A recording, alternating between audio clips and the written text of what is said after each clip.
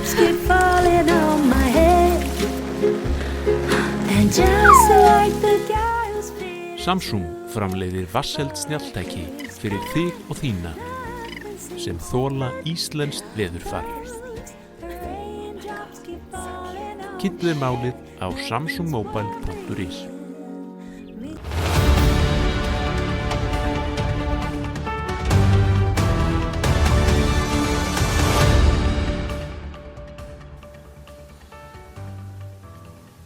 Komið heil og sæl og velkomin í Spursmál, föstudaginn 3. júlí. Nú eru innan við 2 mánuðir til þess að þjóðin gangi að kjörborðinu og segi skoðun sín á því hvort að við eigum að æskja inngöngu í Evrópusambandið eða ekki. Baráttan að harðna og núna á mánudaginn mun ný hreyfing kynna til sögunar baráttu sína áfram Ísland og það barátturhreyfing sem stendur gegn þeim sjónarmiðum sem Já til að sjá hefur haldið fram á síðustu vikum.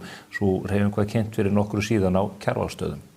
Og umræðan þétt og mikil, ekki síst hér á vettvangi Spursmála og á síðum Morgunblaðsins.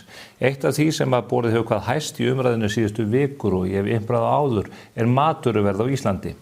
Pavel Bartósek, formaður utanríkismálanefndar þingsins, hefur farið það mikinn og fullyrt að matvöruverð muni lækka 25% ef við göngum í Evrópusambandið. Hefur nefnt að pizzagerð í því sambandi, það að segja pizzur sem hann eldar sjálfur úr hráefni sem hann kaupir í matvöruverslunum. En hann hefur líka nefnt til sögunar veitingastaði. Þar hefur Safran borð á góma. Hér ég með hollustuloku, Hunás hollustuloku frá Safran. Samkvæmt upplýsingum frá Pavel, þá mun þessi loka lækka 25% ef við göngum í Evrópusambandið. En mér langar til að nefna í því sambandi að launakostnaður á Safran 40%. Það þýðir að ef það á að ná fram þessari 25% lækkun án þess að lækka laun hjá fólki, þá þurfa allir aðrir efnisþættir í framleiðslu lokunar að lækka 42%. Þá ekki aðeins við hráefni heldur líka húsnæðiskostnað og annað það sem tilfellur við rekstur veitingastað þessu tagi. Þessi einfaldi útreikningur sem blasir við staðfesti svo ekki verið vilst að innganga í Evrópusambandi mun aldrei ganga nærri því að lækka vöruverð af þessu tagi 25%. Hann vísar oft í þessu sambandi til Svíþjóðar en þar gleymdist einfallega að nefna að virðisaukaskattur var lækkaður stórfenglega á sama tíma og Svíþjóð gekk inn í Evrópusambandið. Þetta eru hluti sem þarf að hafa á hreinu og við köllum eftir því að Pavel eins og aðri stjórnmálamenn og aðrir þeir sem taka þátt í umræðunni vandi orðalag sitt og þá upplýsingagjöf sem almenningur situr uppi með. Það vont ef að fólk verður hvatt til að taka ákvörðun þann 29. ágúst á grundvelli rangra gagna. Pavel auk þess starffræðingur, hann á eiga auðvelt með að reikna þetta út og ég veit að hann skilur þann útreikning sem hér borin á borð. En það meira sem að gerast í íslensku samfélagi heldur en bara Evrópuumræðan. Það eru hvalveiðarnar. Þær standa yfir núna og verður að skjóta langreiðar úti fyrir ströndum Íslands og draga þar inn í Hvalfjörð. Þar gert að þessum stóru skepnum og kjötið og afurðirnar síðan unnar og margt af þessu fer á Japansmarkað. Það ekki allir á eitt sáttir við þetta og eitt þeirra Paul Watson sem í ævilöngu endurkomubanni til Íslands eftir að hafa unnið hryðjuverk á hvalbátum og reyndar vinnslustöðum Hvals HF árið 1986. Hann nú sennilega ekki borð í skipinu sem nú komið inn fyrir lögsöguna hjá okkur en Landhelgisgæslan fylgist grannt með málum og tryggir að þeir sem þar fara fram með hótunum, ekki aðeins gegn hvali heldur einnig olíudreifingu en einum, ná ekki fram vilja sínum í þeim efnum. Það mjög mikilvægt að fyrirtæki sem starfa á grundvelli íslenskrar löggjafar fái frið til þess óháð mönnum eins og Paul Watson. Við munum fylgjast með þessu og ræða reyndar hér í fréttum vikunar og eftir við það Bjarnheiði Hallsdóttur sem var tíma formaður samtaka ferðaþjónustunnar og Einar Jóhannes Guðnason sem bæjarfulltrúi Miðflokksins í Kópavogi. Og af fleiri málum, lögreglan hefur unnið mikið verk nú í að stöðva fíkniefnainnflutning til landsins. Við höfum verið að flytja fréttir af því á síðu Morgunblaðsins og á mbl.is hvernig komið hefur upp risastóra sendingar inn til landsins. Þetta eru erfið og flókin mál sem að teygja sig víð lönd og vonandi að lögreglunni verði ágengt í því að koma lögum yfir þá menn sem að stunda innflutning á þessum hættulegu efnum til landsins. Þið fylgist með þessum fréttum áfram hjá okkur á miðlum Árvakurs. Og svo það menntamálin. Morgunblaðið hefur á síðustu misserum gert þau að umfjöllunarefni við lítinn fögnuð margra. Meðal annars hefur kennaraforystan talið að Morgunblaðið gangi langt í þeirri umfjöllun. Nú hins vegar að koma betur og betur í ljós að það sem Morgunblaðið hefur varpað ljósi á og Inga Sæland, ráðherra málaflokksins, hefur reynda tekið upp á sína arma einnig, að einkunnagjöf í skólakerfinu í skötulíki. Nemendur vita í raun og veru ekkert hvað þeir standa, en það engin samræmd mæling til á því hvar þeir standa á hverjum tíma. Þá hefur við einnig flutt fréttir af því hvernig foreldrar og jafnvel nemendur sjálfur geta haft áhrif á einkunnagjöfina. Og það ekki skrítið að fólk reyni það, enda þessi einkunnagjöf grundvöllur þess hvar nemendur síðan raðast bæði gagnvart menntaskólum og síðan háskólum að lokum. Þetta eru hlutir sem að skipta máli og Morgunblaðið mun halda þessar umfjöllun áfram og við munum ræða þessi mál hér í fréttum vikunar á eftir. Það verður síðan í síðara hluta þáttarins sem að ég fæti mér 2 góða gesti frá ungliðahreyfingum sem að berjast annars vegar með og hins vegar gegn aðild Íslands að Evrópusambandinu. Það eru spennandi dagar framundan og unga fólkið hefur eðli mál samkvæmt stóra og mikla skoðun á þessu. Kannski stóra álitamálið hversu stór hlutfall ungs fólks mun mæta á kjörstað, en þetta mál sem varðar þau öll eins og okkur Íslendinga alla. Hvet ykkur til að fylgjast með þessari umræðu næsta klukkutíman eða svo hér á vettvangi Spursmála. Samsung kynnir nýjan Galaxy S26 Ultra. Meira frelsi, meira næði. Can you do this? Kynntuð málið á samsungmobile.is.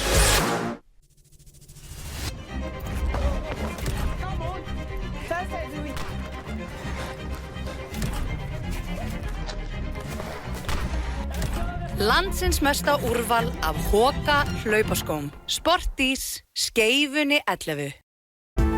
Mannvirki, byggingar og hallir. Hvað sem þú vilt byggja, þá framleiðum við byggingarefni framtíðarinnar. Limtré Vírnet.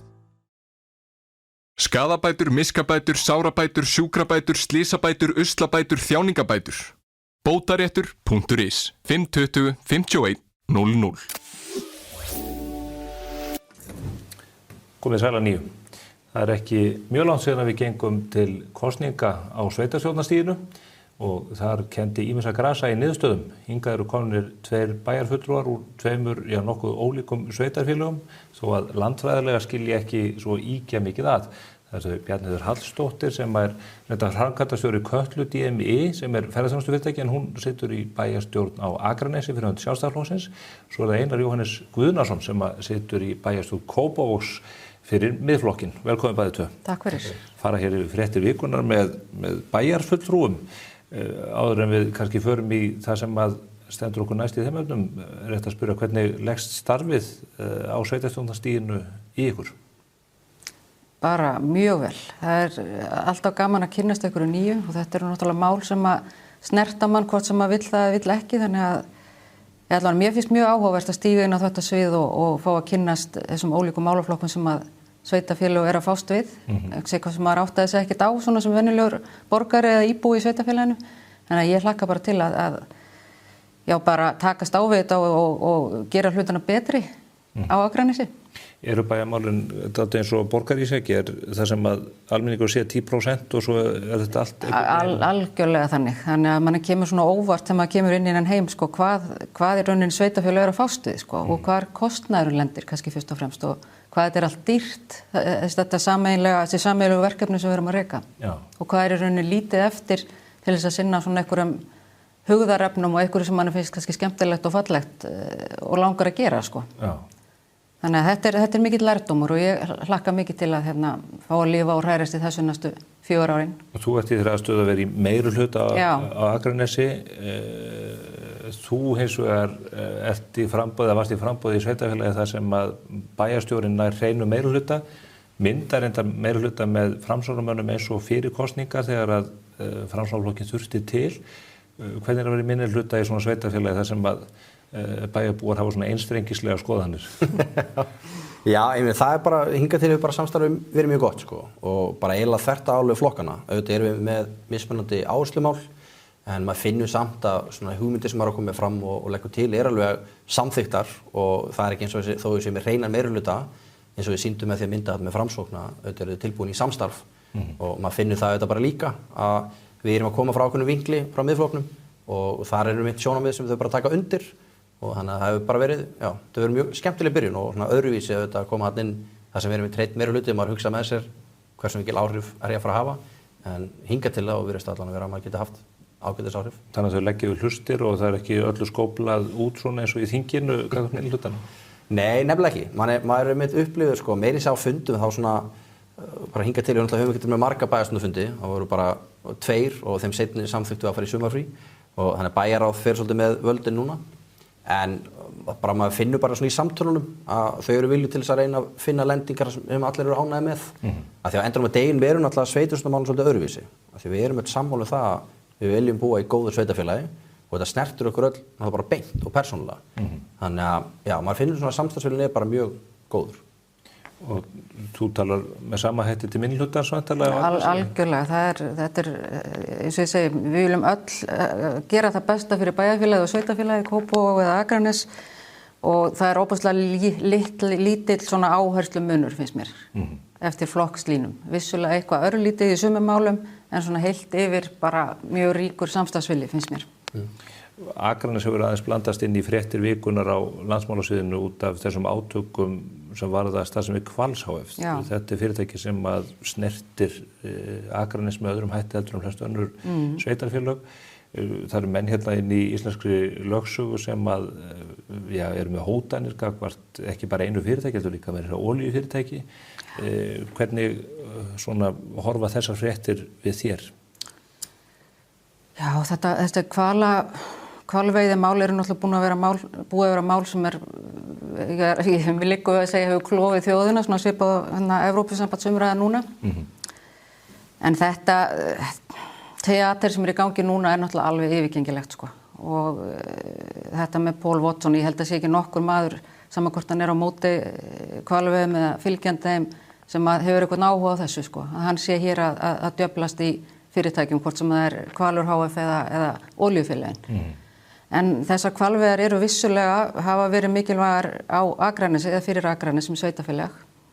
Bæði þá hefur fólk sótt þarna störf og svo eru afleidd starfsemi sem er mikilvæg fyrir fyrirtæki á Akranesi. Þannig að Akurnesingar hafa náttúrulega stutt mjög dyggilega við þessa starfsemi hingað til og ég bara skil það mjög vel.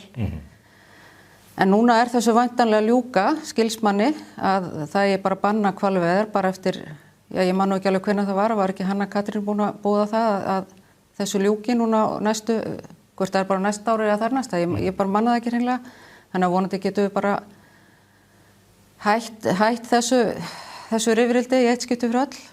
Þetta hefur verið einmitt inn í þinni atvinnugrein mjög viðkvæmt mál. Já. Er það bara alkunna að þetta stuðið fólk með þeim hætti að það kom ekki til Íslands vegna þess að við erum að stunda þessa veiðar? Sko, heimildum ber ekki alveg saman það. En sagan hefur sýnt okkur, svona í þessi skipti það sem hefur verið farið í hart gegn hvalveiðum, stór samtök út í heimi eins og Greenpeace og svoleiðis, þá hefur það haft áhrif og ekki bara á ferðaþjónustuna, heldur líka bara á smásölustarfsemi til dæmis með fisk út í Evrópu og Bandaríkjunum. Þannig að þessi samtök geta alveg gert okkur skrávefu ef þeim sýnist svo. Og það er það sem þau ætla sér auðvitað? Það er auðvitað það sem þau ætla sér og það er tilgangurinn að stöðva þetta náttúrulega. En svo er spurningin sko, hver er þjóðhagsleg hagkvæmni hvalveiðanna? Af hverju erum við að þessu? Í sem dæmi má nefna það sko, ef við stillum ferðaþjónustuna og hvalveiðunum upp sem andstæðum pólum, sem ég er svo sem ekkert 100% vissum að sé endilega tilfellið, ekki hjá öllum ferðamönnum. Það eru náttúrulega sumir sem eru algjörlega trillast út af þessu sko. En þá er sem sagt ein hvalvertíð, hún er svona svipuð og einn góður dagur í júlí á Íslandi, svipuð velta. Í ferðaþjónustu? Einn góður dagur í ferðaþjónustu á Íslandi, ein hvalveiðivertíð. Þannig að þetta er svona... Það er mikið stærðamunur þar á milli. Já, þannig að ef við tökum allar tilfinningar út fyrir sviga, allt atvinnufrelsi og svona þjóðerni stolt og tilfinningar og allt þetta, þá er þetta nokkuð svona, finnst mér svona hreina línur sko. Einar, hvernig horfir þetta við Kópavogsbúum? Hvalveiðarnar? Já, við erum nú ekki mikið gangið þar sko, en þetta náttúrulega mál hefur bara verið stórfurðulegt. Þetta kom einhverju menn og hann var nú reynd að koma inn í ritdeilur við oddvitarinn okkar í Mosfellsbæ sem að mér fyndi allt bara sé einhverja yfirlýsingu frá Paul Watson gegn bæjarfulltrúa Miðflokksins í Mosó. Gegn Sveini? Já, gegn Sveini Óskari. Þannig að það var svona, mér finnst það kom hann óvart og það er ekki að fylgjast vel með á Facebooku sem aðeir. En Já, ég veit ekki, mér finnst þetta mjög skrítið líka fyrir að þetta verður svo tilfinningalegt fyrir mörgum, en þá velti líka bara fyrir mér þegar maður fyrir að tala eins og túrismann. Ég meina, hvað næst? Greenpeace var kannski að tala um það að við sem að virkja of mikið, eða við þurfum nú að slaka eins á þessum virkjunum, eða við erum að nota mikið af bensínbílum og maður þurfum líka svolítið að hugsa út í, sko, bara við þurfum að horfa inn á við og bara hvað hagkvæmt fyrir okkur. Mér fannst mjög merkilegt, ég fór fyrir 2 sumrum, fórum við norður, kíktum til dæmis á Hvalasafnið á Húsavík og þetta hvalveiðar eru mjög mikið í sögu Íslendinga og við höfum notað hvali mjög mikið, bara til dæmis var mjög merkilegt að ég held að það hafi verið fita, hafi verið notið í kerti og eitthvað svona og þetta er bara mjög merkilegt safn. En ég upplifi allavega að svona, það verður alltaf allt brjálað í smá stund en á endanum á deginum þá þetta bara atvinna, þetta atvinnuskapandi, atvinnufrelsi, þetta er bara hluti af sögun okkar og ég allavega svona upplifa, já, þetta er svona eins og með margt annað og það er alltaf eitthvað sem bara kemur inn, Paul Watson kemur inn og allt verður allir brjálaðir. En mér fannst það verða smá sameiningatákn í þessu að þetta var svolítið svona Ísland á móti einhverjum aktivista frá útlöndum sem alltaf kom að sökkva skipi. Hann kom hér 1986 og sökkti skipum þvílíku tjóni og olli líka skemmdum í Hafnarfirði. En að við sem búin að stunda hvalveiðar lengi, ég held að við höfum ekki byrjað sjálf fyrir eitthvað 1950, sko, voru þetta ekki bara norðmenn sem voru að veiða hérna fram að því? Það voru mikið og sóttu þetta lýsið í búrhvalinn sem var notað til lýsingar í evrópskum stórborgum. Já, akkurat. Mjög merkileg bók eftir Smára Geirsson, Stórhvela veiðar við Íslandsstrendur. Mögnuð heimild þetta allt saman. Eitt af því sem maður velti fyrir sér þegar að svona bandít kemur inn í lögsöguna, landhelgisgæslan okkar, hún ekki mjög burðug, við erum með eitt skip, það algjörlega fast í því verkefni einhvern veginn að hafa gætur á þessu fólki til þess að þeir valdi ekki tjóni á mönnum og öðrum verðmætum. Hvað það kom upp önnur vanda ef þetta skip þyrfti að fara og bjarga öðru fólki í lífsháska eða ef það eru alvarlegir atburður á landi þar sem að þarf að koma til aðstoðar með þessi skip? Þetta kannski vekur okkar upp til umhugsunar það hversu veikburða við erum, hvað þetta varðar. Já, eitt skemmtiferaskip sem undir lendi vandræðum til dæmis. Já, það er alveg rétt. Við erum náttúrulega að kalla til aðstoð annar staðar frá líklega. Já.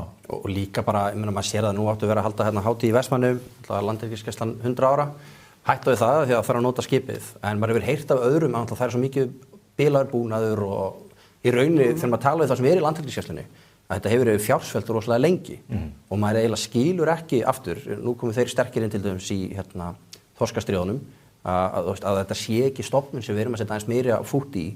Það er alltaf verið að tala um það að séu breyttir tímar í alþjóðamálum að við þurfum að fara að hugsa varnir og þá er það allt í einu rök fyrir Evrópusambandinu. Ég held að eftir miklu frekar að við vorum að horfa á það, hver er okkar búnaður? Hvað erum við með til þess að vera okkur?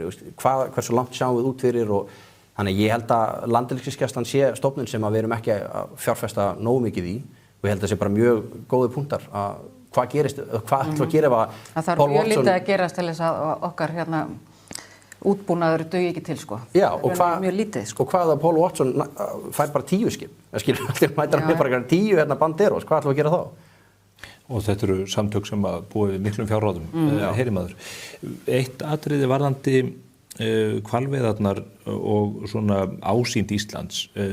Við teljum okkur vera að stunda sjálfbærar veiðar og við viljum nálgast náttúruna hvort sem er á landi eða hafi á sjálfbæran hátt. Við erum með nytjastofna ýmiss konar, hvort sem það er loðna, þorskur, ýsa, uppsjávarfiskur, botnfiskur og hvað þessar tegundir allar heita. En svo er það hvalirnir sem að fullyrt er að éti mikið frá okkur, tala um afránt og það sem kannski ekki alveg sanngjarnt hugtaka hvað blessuðum hvölunum. Getum við, ef við erum að nýta náttúrunum með þessum hætti, getum við tekið eina dýrategund út fyrir svig og sagt við ætlum ekki að nýta hana og svo fjölgar henni stórkostlega og lendir það mögulega í vandræðum bara vegna fæðuskorts?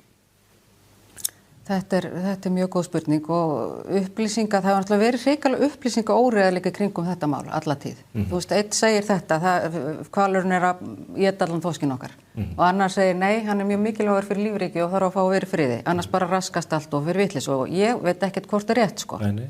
Það er fullyrt að hann bindi kolefni með slíkum hætti. Já, nákvæmlega. Það eru svona alls konar hlutir sem ég segi aftur, þetta minnir mig á umræðanum ESB. Þetta er svona fullkomið, einn segir þetta og annar segir hitt og maður hefur engar forsendur til að átta sig á hvað er rétt. En hins vegar þá vitum við það að upplifun fólks og svona tilfinningar, þær eru farnar að stjórna alveg gríðarlega miklu bara í heiminum almennt og það hvernig fólk upplifir eitthvað, það er mikilvægara heldur en það sem er rétt eða staðreyndir. Og það vill nú bara svo til að fólk í heiminum, það er búið að taka stöðu með kvölum heimsins og þess vegna er þetta ímyndastríð orðið, fyrst og fremst. Og það er spurning hvort að við bara þversköllumst við það og okkur er bara alveg sama, þú veist, þó að þetta skerði okkar ímynd eða gera hana lakari alþjóðlega og taka það með í reikningin, það getur kostað okkur eitthvað viðskipti. Þetta er bara eitthvað sem við þurfum að gera upp við okkur. Hagsmunamatið. Algjörlega. Já. Alveg burt sér frá öllu öðru, þú veist, þá er þetta bara svona. Já. Persónulega mun ég sakna kjötsins að þessum skepnum. Mér finnst það gott. Já, ég er alveg uppið hvalkjöt, sko. Já, þetta á Tanganum í Vestmannaeyjum, þar sem ég var á orkumóti, þar er boðið upp á dýrindis hrefnusteg sem að fólk svolgrar í sig alveg. Já, já. Og þetta er vítamínríkt og allt það. Já. Það er vonandi að þetta blessist allt og að menn geta allavega lokið vertíðinni hvað sem að verður síðan með framhaldið. Já, já. Aðeins nærtækari mál heldur en hinnar miklu vitsmunaverur hafana. Við erum með miklar vitsmunaverur inn í skólakerfinu sem eru börnin okkar. Morgunblaðið hefur haldið uppi mikil umfjöllun stöðu menntakerfisins á síðustu misserum. Við mikla gleði kennara, forystunar og annara. Eitt af því sem að veldur miklum ágreiningi og átökum eru þessi einkunnakerfi, einkunnagjöfin, hvernig við metum í raun og veru stöðunemenda í kerfinu. Það sem við höfum verið að segja frá hér á síðustu dögum og vikum varpar ljós á það að þetta er algjörlega það er engin leið að bera saman skóla eða jafnvel nemendur innan sömu skólan. Hvernig horfa þessi mál við ykkur? Þetta varðar auðvitað sveitarfélögin. Já, algjörlega, sko. Já, þetta er náttúrulega sláandi niðurstöður, en það koma samt ekkert á óvart. Mér finnst þetta vera svona eitt af þessum málum að vita allir sem eru með börn í skólum að hversu mismunandi einkunnagjöf hefur verið. Og það er ákveðin einkunnaverðbólga. Þetta er meðal annars ástæða fyrir því að Verslunarskólinn tók upp inntökupróf. Þau sáu bara að A hérna er ekki að sama A hérna. Og hér er skóli þar sem enginn er með A. Og þetta hefur verið svona lengi. Ég meira þess að lendi í persónulega að ég komst ekki inn í ég og nokkur vinir mér ætluðum að fara sóttum í Kvennó á sínum tíma þegar það var svona hverfisskólakerfi og hann á enginn okkur inn þráttur að vera yfir meðaltalinu sem komst inn vegna þess að í Valhúsaskóla og Hagaskóla sem einmitt í þessari skýrslu eru með hæstu einkunn voru svo margir nemendur sem útskrifast með 10 í meðaleinkunn. Það var ekki 1-2, þeir voru svo margir við komumst ekki svona að sem vorum utan hverfisins að þau tóku það svona lægri einkunn sem þessar kvótanemendur. Þannig að þetta hefur lengi verið svona en hún Inga Sæland má eiga það. Þetta er slagur sem ég held að fólk hafa bara ekki nefnt í. Maður sé bara viðburðin sem hún er að verða fyrir núna. Aðalega hjá kennarafórustunni. Já, og ég upplif bara talandi að vera að stilla fólki á móti hverjum öðrum. Að mér finnst alltaf þessar þetta verður svo mikið foreldrar á móti kennurum. Og þetta snýst auðvitað ekkert það. Það er enginn að segja að þessi kennarar séu bara allir eitthvað endalega í ruglinu. Það er ekki samræmdur mælikvarði og þetta er eitthvað sem við þurfum að fara að skoða. Hvernig getum við lagað þetta? Og eins og segið, það er náttúrulega bara sláandi að til dæmis, ég held að í þessari könnun hafi nemendur í Valhúsaskóla hafi 67%, 70% verið með B+ eða A, sem er bara rugl mikið. Já, við höfum þetta líka bara varpa ljós á það að foreldrar tóku sig bara saman og settu bara þrýsting á stjórnendur að gefa hærri einkunnir. Þetta væri bara lífsnauðsynlegt fyrir börnin til þess að komast í góða skóla og annað. Þannig að það er augljóst að maður geta haft áhrif á þetta, maður skilur sjónum við foreldrarna sem að vilja hafa barnana sinna og sem greiðast að leið upp í gegnum skólakerfið. En það bitnar þá öðrum og leið gerir lítið úr eða kemur í veg fyrir að við getum með einhverjum hlutlægum hætti metið að hvernig skólakerfið er að standa sig. Hvað geta sveitarfélögin gert í þessu? Er þið ekki stöðu til þess að spyrna við fótum og segja nú ætlum við að láta mæla þetta á samræmdan hátt eða við köllum eftir því frá yfirvöldum? Jú, ég meni það, ég ekki lengur barn í grunnskóla en ég man mjög vel eftir því síðust ári. Ég botnaði ekkert í hvað þessar einkunni þýddu þannig að ég skil ekki alveg hvar mótstaðan er við þetta og af hverju það er svo mikil mótstaða við að taka upp samræmt mat. Ég bara skilji það ekki. Og þetta er vissulega á forræði sveitarfélagana, grunnskólarnir, þannig að vissulega getum við gert eitthvað en þetta þarf náttúrulega líka að gerast í samvinnu við skólakerfið og auðvitað væri langt best ef þetta kæmi bara yrði eins allstaðar í öllum grunnskólum á landinu. Ég held að við hljótum að verða að kalla eftir því að það verði eitthvað svona samræmt stefna. Það er voðalega erfitt að fara að gera þetta svona í þessu sveitarfélagi og einhvern veginn allt öðru sig í því næsta. Þannig ég held að Já, ég held að sé bara ákall það, þetta svona svipa á með símabannið, að þetta sé svona bara einhver ein lína sem að allir fara þá eftir. Það voru samræmt próf sem mörg okkar tókum á síðan tíma, þau voru ekki yfir gagnrýni hafin, en síðan kom upp einhverjir tækninhögrar og þá segja menn, þú ætla bara að hætta með þetta þó það verður ekkert annað sem tæki við. Já, það var bara hvers konar stjórnun það að haga þessu þannig. En meira þess að símabanni þeir verið ekki svona verið óumdeilt hjá kennarastéttinni sem að vera eiginlega bara skilur ekki að því að það bara, ég held að við vitum öll, við erum sjálf hérna fullorðna fólki erfitt með skjáina og við höfum svolítið verið að tala meira sem móti þessari skjá hérna spjaldtöluvæðingu sem hefur verið í Kópavogi, það eru krakkar komin í spjaldtölu bara frá fyrsta bekk, farin að læra þar og ég held að þarna mitt kemur svolítið ábyrgðin hjá sveitarfélögum. Kópavogsbær byrjar að leggja fram einhvers konar samræmd próf. Hann hefur samt ekki gengið jafn langt og hann svona eiginlega bara sér að brjóst að gera. Maður hittir nú einhverja svona skólastjórnendur svona í kosningabaráttunni og það virtist vera að bærinn var mjög spenntur að byrja þetta en svo var bara svo mikil andstaða frá skólastjórnendum að við virðist bara hafa bakkað, bara við nennum ekki að taka hennar slag. Ég strax byrjar að tala fyrir þessu í bæjarstjórn og leggja fram tillögur. Ég að fara að vera enn harðari í að fá upplýsingar varðandi spjaldtöluvæðingu og þetta. En þetta eitthvað sem við auðvitað getum gert og sveitarfélögin geta verið, ef við gátum verið fremst í því að gefa öllum börnum spjaldtölur, þá hljóta geta verið fremst í því að leggja fyrir samanlagt próf. Þessi spjaldtöluvæðing, margir hafa einmitt verið að setja spurningamerki við þetta bara út af allir skjánótkunni. Nú veit ég Bjarnur að þú lest mikið og hérna er það ekki einmitt það sem við hefum að leggja áherslu á, að börnin sitji með bóki. Læsu bækur frekar. Það svona gerst í Noregi og Danmörku. Já, ég held líka að við séum aðeins komin á okkur punkt núna þar sem við erum eitthvað aðeins að snúast í þessu. Ég svona upplifi það í kringum mig og líka þetta með símana sko. Að ég held að endi með þessu að við bönnum síma í grunnskólum. Þetta ég hef aldrei skilið. Af hverju þurfa börn að vera með síma inn í kennslustundum? Það er alveg óskilinlegt. Ég bara skilði það ekki. Svo ég vísi nú aftur í orkumótið sem að ég sótti í Vestmannum. Þar var símabann og það var alveg stórkostlegt að fylgjast með liðunum. Hvað krakkarnir voru duglegir að fara og leika sér og eiga í tjáskiptum. Þegar maður áttar sig, ég fullir það að ef að símar hefði verið leiðir þarna, þá hefði allavega einhver hluti hópsins horfið inn í eigin heim og eitthvað annað. Það stóð kannski meira upp á okkur foreldrarna sem að við fórum í símanna á milli leikja og sumir jafnvel í símanum á meðan leikja stóð. Þannig að það er ýmislegt í þessu. Að því að, Bjarni, þú ert úr ferðaþjónustunni eins og komið fram. Í gær var rætt við Kristófer Óliversson sem er einn af umsvifamistu hótelrekendum á Íslandi. Þar virðast menn ekki spenntir fyrir hugmyndinum Evrópusambandsaðild og upptöku evrunar. Maður hefði einhvern veginn haldið að ferðaþjónustan sem á í þessum stöðugu viðskiptum væri einhuga það að það væri rétta leiðin upp á að draga úr viðskiptakostnað og öðru slíku að ganga þarna inn. Já, sko ferðaþjónustan er ekki á einu máli þetta frekar en annað, en ég skil alveg hvað Kristófer að fara sko. Nú er hann náttúrulega eins og segir einn umsvifamesti hótelrekandi á landinu. Center Hotelskeðjan, já. Og hann á náttúrulega eins og flest önnur hótel viðskipti í mörgum myntum, ekki bara í evru, heldur er stór hluti viðskipta Íslendinga varandi ferðamenn í dollar og eflaust í einhverjum fleiri myntum líka. Þannig að bara út frá evru sjónarmiðinu þá er það engin rök fyrir okkur að vilja ganga í Evrópusambandið. Það eina sem við viljum, það er bara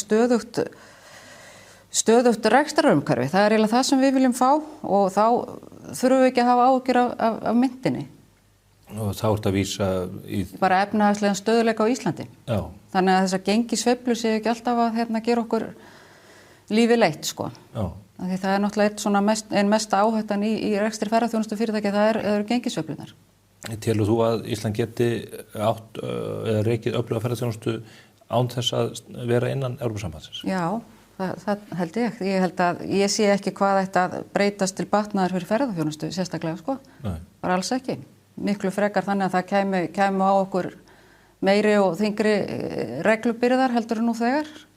Þannig að ég sé ekkert í Evrópusambandinu sem að ætti að gera rekstur ferðaþjónustunnar auðveldari eða betur á nokkurn hátt. Sko. Hafið þið upplifað það hingað til í gegnum EES-samningin að það sé þyngjast róðurinn út af reglugerðar? Já, við erum náttúrulega með löggjöf frá Evrópusambandinu, til dæmis alferðarlögin, svokölluðu, sem eru til dæmis mjög sterk neytendalög sem að eru, jú, við þurfum að fara eftir þeim og það hefur verið ansið þungt á köflum vegna þess að neytendaverndin er alveg gríðarlega sterk og ég er ekki að segja hún eigi ekki að vera það en hún er alveg gríðarlega sterk í Evrópu. Það er lögð mikil áhersla á að efla neytendavernd varðandi ferðalög.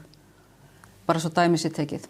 Menn þá gengið langt því að maður hefði haldið að hugtæki neytendavernd hljómar eins og falleg músík í eyrum flestra. Það hljómar fallega, já. Það er gengið langt, of langt á sumum sviðum að mínum mati, já. Við fengum tíðindi af því líka núna í vikuna að nú er komið fram ný hreyfing áfram Ísland, einhverjir sem að berst gegn þessari aðildarumsókn, einhverjir vildi halda fram að þetta væri til með alls klofning á þeim vettvangi, við munum nú sjá meira af þessu í komandi viku, fundur sem að þar hefur verið boðar á mánudaginn. Hvernig sýnast ykkur svona þessi umræða að vera að fara inn í sumarið? Er stjórnvöldum að takast að senda fólk í útilegu á þess að ræða Evrópumálið? Sko, ef ég má byrja, sko, mér finnst bara vanta öll skilabúð frá stjórnvöldum. Það eru bara aðrir búin að taka að sér þessu umræðu, annars vegar þeir sem eru á móti og hins vegar þeir sem eru með. En mér finnst algjörlega vanta, já, ég veit í rauninni ekkert hvað stjórnvöld eru að hugsa nákvæmlega og myndi gjarnan vilja fá svona kosti og galla svona katalóg frá þeim yfir Evrópusambandið, frá þeim sem eru að sækjast eftir þessari vegferð. En þau hafa lýst í yfir það ekki að þau allir bara að upplýsa okkur það í gegnum aðildar viðræðurnar sjálfar? Já, mér finnst það bara óásættanlegt. Þannig að ég fagna því mjög að það sé að vera til formuleg hreyfing nei-sinna og ég veit ekki hvernig þetta er hinum með, hvort það eru margar eða hvort það er einn sterk, ég bara hef ekki alveg fylgst nógu vel með því. Já, til að sjá, já. Sá hópur sem að kannski er þá hinum einn á... Það getur verið, já. Það er svona Evrópuhreyfingin líka. Já, en ég held að sé mjög gott að þetta sé svona samræmt í sterkan vettvang, frekar en að vera svona tvístra út allt. Hvernig horfur þetta við þér? Já, mér er alveg fyndið að tala um að þetta sé eitthvað svona klofningur milli nei-sinna. Já, einmitt. Á meðan að það er það er ungir Evrópusinnar, það er Evrópuhreyfingin, það er sjá, þannig að ég held að þetta sé bara þannig að fólk er með mismunandi áherslur og þess vegna bara flott að sé koma mismunandi hópar sem er að varpa ykkur mismunandi sín á þetta. Þó sem manni finnist nú, þetta er allt orðið bara já til að sjá þarna hinum megin. Við vitum ekkert hvað er í gangi nema að þú munt geta keypt þér íbúðarhúsnæði í tvítugur. Það er svona að virðist vera svona helsta, við vitum ekkert hvað er í boði nema og þá kemur alltaf eitthvað, það verður ódýrara að fara á Safran. Þannig að mér er enda fundist stjórnvöld hafa einhverju svona stjórnarlegar fara að taka að sér að bera uppi. Ég meina, Pavel er nú farin í vettvangsferðir að sýna okkur hvað allt er miklu einhvern veginn ódýrara og sína... Það er ekkert að hjálpa mér, það sem að kemur frá Pavel, sko. Og Þorgerður Katrín endar byrjuð með eitthvað svona viðtalsþátt við ykkur utanríkisráðherra sem mér hefur fundist alveg áhugavert líka. En ég myndi hefði haldið að það er alltaf að segja núna á þjóðin orðið. Og mér finnst eiginlega þau ættu bara að virða það sjálf það sem þau eru að segja sjálf, að þjóðin eigi orðið, fyrir að þau séu, að þau náttúrulega eru öll á launum frá skakkgreiðendum, já, fara að berja sér á brjóst, sko, þessi lýðræðisveisla, að þau eru samt að reyna að ýta við, en kjósa samt það sem við viljum.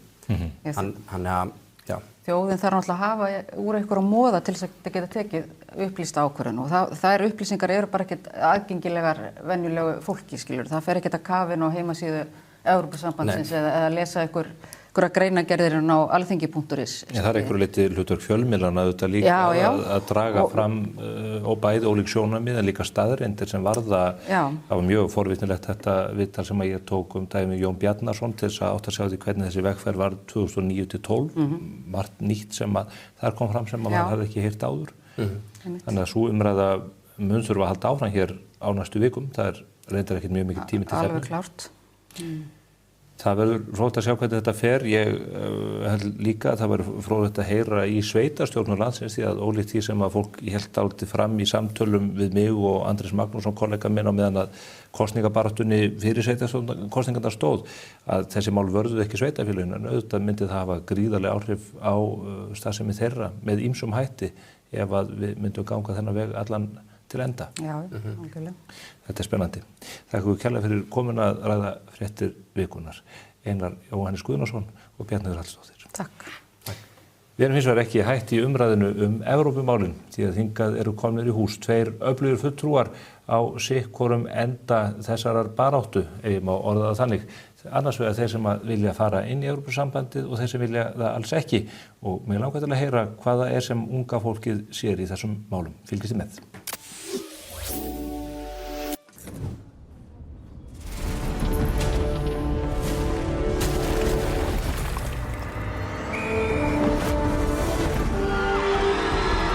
Hvern langar þig að hitta í dag? Pennin Eymundsson. Vantar þig bílavaraluti? Á Poulsen.is finnur þú bílavaralutuna út frá bílnúmeri. Velur viðeigandi varaluti og pantar. Við sendum all land. Poulsen.is. Lexus RX. Komdu og reynslagtu RX 450h Plus Plug-in Hybrid. Þín býður óviðjafnaleg upplifun. Lexus Kauptúni. Komið sæla nýju. Við þakkum Bjarnheiði og Einari Jóhannesi fyrir þeirra góða spjall hér fréttir vikunar. Nú ætlum við hins vegar að ræða Evrópumálin í meiri þaula og hingað eru komnir tveir ungir menn, fulltrúar ungs fólks sem að blanda sér í þessa baráttu. Það er Júlíus Viggo Ólafsson sem er formaður Sambandsúkra sjálfstæðismanna og er í stjórn nýrra samtaka sem að berjast gegn aðild Íslands að Evrópusambandinu og svo er það Óðinn Freyr Baldursson sem er formaður ungra sem að styðja Evrópusambandsaðild. Maður fari yfir það okkur ungt fólk ætti að styðja inngöngu og okkur það ætti að gera það ekki. Sælir. Góðan daginn. Sæl. Kannski til þess að teikna upp mynd, Júlíus, það eru margir sem kannast við þig auðvitað úr starfi Sjálfstæðisflokksins og þú ert í þessum þverpólitísku samtökum sem hafa verið stofnuð, en Óðinn, það er kannski minna sérst að þér á þessum vettvangi. Getur þú kannski sagt mér úr hvaða átt þú kemur? Já, ég er elst upp í Mosfellsbænum, alveg upp þar bara síðan ég fæddist. Vinn við kvikmyndagerð og er að reka amerískt fótboltafélag niðri í Mosó. Þannig það er svona, kemur nokkur mismunandi áttum. Kemur fjölskyldu sem er svona frekar ópólitísk, ólíkt honum. Þannig ég hef ekki fengið mikið af þessu þangað til núna seinustu kannski 1,5 árið. Já, en svo eru þessi samtök stofnuð. Ja, þetta er nú búið að vera til í frekar langa tíma. Og þú tekur þá við sem formaður fyrir á þessu ári? Já. Og kaldur þessu eða hefur verið inn í þessu starfi? Ég hef verið sko í starfi bara hjá Viðreisn núna senasta árið, ekkert mikið samt, en tek við þessu bara frekar blár og hef gaman að þessu sko. Þú stekkur beint í djúpulaugina því að þetta er nú engin smá barátta sem er í uppsiglingu. Nei, ég var svo sem í sko sveitarstjórnarkosningu núna fyrra árinu, var kosningarstjóri hjá Viðreisn í Mosó og var í framboði þar, frekar neðar á lista, en þannig ég er með einhverja smá reynslu fyrir þetta, en ég stekk bara ofan í djúpa endan og læri á meðan ég er að gera. Og komist í meirihluta í Mosfellsbæ? Já, ég gerði það, með Sjálfstæðisflokknum. Það er góður árangur, já, menn geta brúað bilið milli manna með ólíkum hætti. Júlíus, þú kemur að stofnun þessara þverpólitísku samtaka sem voru stofnuð eða ekki 17. júní, táknrænum degi. Hvernig kemur það til og hverjir eru þetta sem að standa þar að baki? Ung gegn ESB aðild er stofnað að ungliðahreyfingu 5 stjórnmálaflokka. Það eru við, ungi sjálfstæðismenn, líka ungi framsóknarmenn, ungi miðflokksmenn, ungir vinstri grænir og ungi sósíalistar.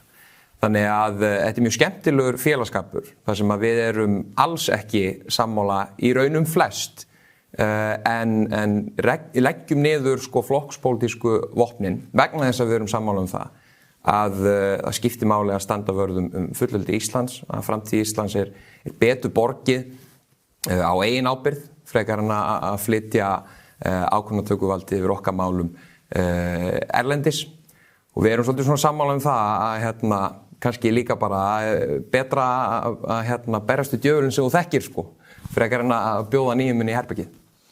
Djöfulinn, ef þú útskýrir þetta fyrir okkur aðeins nánar. Sem væri þá í til dæmis tilfelli sósíalista menn eins og ég. Já. Heyrðu, en þá aftur að ykkar samtökum, eru það jafn skýra línur með unglega hreyfingarnar? Við höfum náttúrulega aldrei verið sko tengd flokkspólitík. Núna ég held að félagi hafa verið til í meira en 10 ár núna.